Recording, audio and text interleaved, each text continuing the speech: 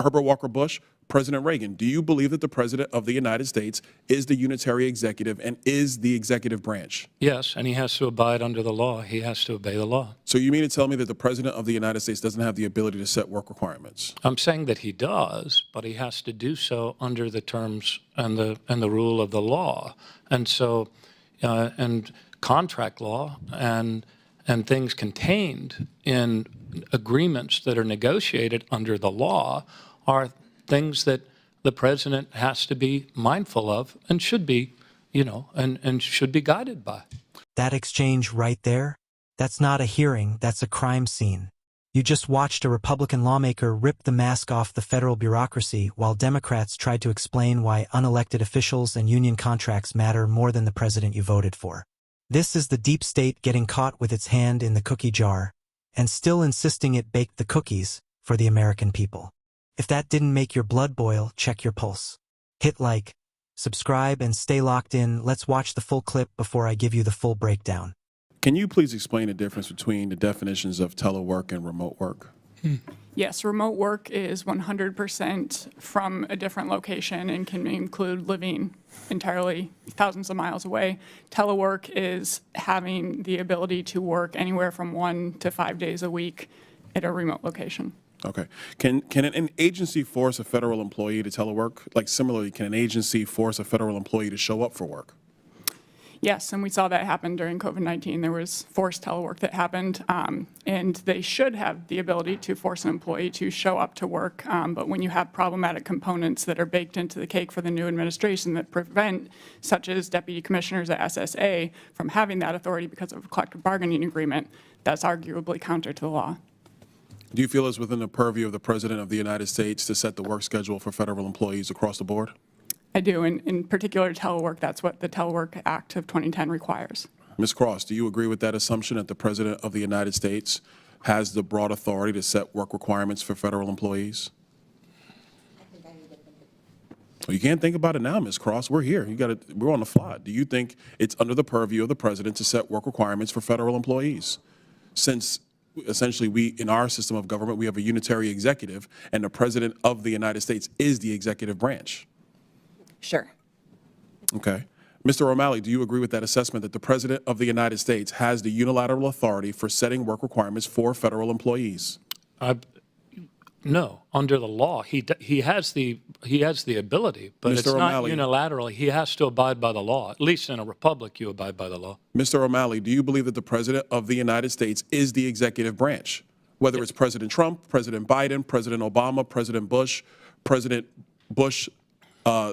Herbert Walker Bush, President Reagan. Do you believe that the President of the United States is the unitary executive and is the executive branch? Yes, and he has to abide under the law. He has to obey the law. So you mean to tell me that the President of the United States doesn't have the ability to set work requirements? I'm saying that he does, but he has to do so under the terms and the rule of the law.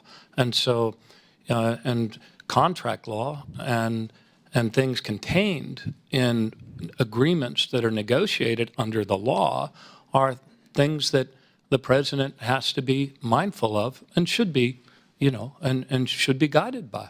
When you signed this agreement with the unions over at the Social Security Administration, did you do it purposefully to undermine President Trump on his way in the door? No, I did it to sustain the big customer service delivery improvements that this greatly depleted agency had made in the course of the year, and to try to staunch the attrition rate and the fact that so many are eligible for retirement.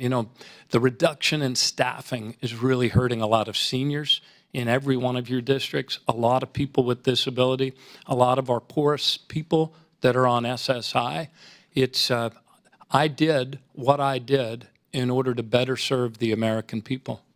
But when you set this agreement, knowing that the presidential election had already been decided, did you call Mar-a-Lago and say, hey, what's your opinion on this? No. Did you ask President Biden to reach out to President Trump in the matter of transition and say, hey, which way do we want the next president to be able to administer the employees that are under his purview as the unitary executive? I worked for President Biden.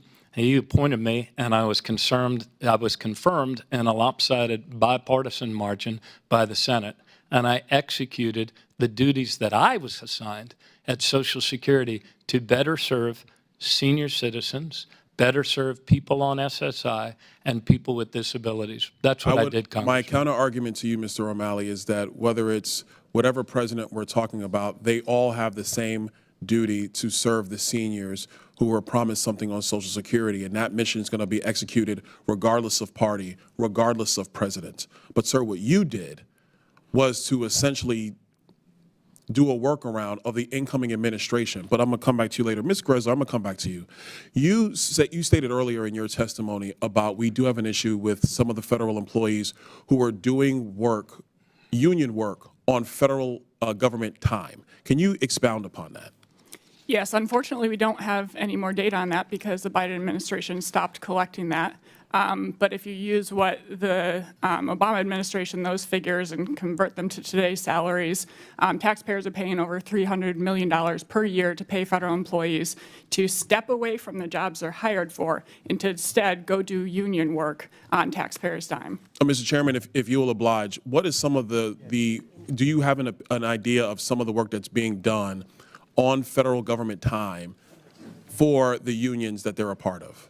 That can include negotiations. It could include lobbying Congress. It can include helping employees to file grievances or unfair labor practices if they have their telework policies taken away from them. Mr. Chairman, I would move that it's in the interest of this committee and, frankly, of the United States going forward that we find out exactly what work is being done while employees are being paid by the federal government that is not within the purview of the job that they were hired to perform. I yield back. Absolutely. Now that you've seen it all, let's stop pretending this was complicated. Byron Donalds absolutely dismantled them, calmly, methodically, and with a smile that said, "I already know the answer." He wasn't asking trick questions. He was asking basic kindergarten-level civics. Is the president the executive branch? Can the president set work requirements? And watching these officials hesitate, squirm, and lawyer their way around yes tells you exactly how broken Washington has become. The most insane part is how casually they admitted it. Martin O'Malley flat out told us that union contracts and negotiated agreements can tie the hands of a duly elected president. Think about that. Millions of Americans vote for a president to run the executive branch, and a bureaucrat on his way out the door signs a last-minute deal that says, "Actually, no, you're not in charge. That's not democracy. That's sabotage with a stapler." And then came the smoking gun. O'Malley knew Trump had won. He knew a transition was happening. And instead of saying, "Let the next administration decide how to manage its workforce," he rushed to lock in a deal with the unions. Did he call Mar-a-Lago? Nope. Did he coordinate with the incoming president? Of course not. He worked for Biden, he said, translation. The voters be damned. That wasn't about seniors. That wasn't about service. That was about protecting the bureaucracy from accountability. Then they accidentally told the quiet part out loud. Over $300 million a year, your money, paying federal employees to do union work instead of the jobs they were hired to do. Lobbying Congress. Filing grievances. Fighting reforms. So while you're stuck in line waiting for benefits or paperwork, someone on your tax dollar is busy making sure they never have to come back to the office. That's not public service. That's a racket. Byron Donalds didn't just expose bad policy, he exposed the mindset. These people don't think they work for the president. They don't think they work for voters. They think they work for the system, and the system comes first. That's why this mattered. This wasn't about telework. It was about who actually runs the country. And for once, a Republican said it out loud and forced them to answer for it.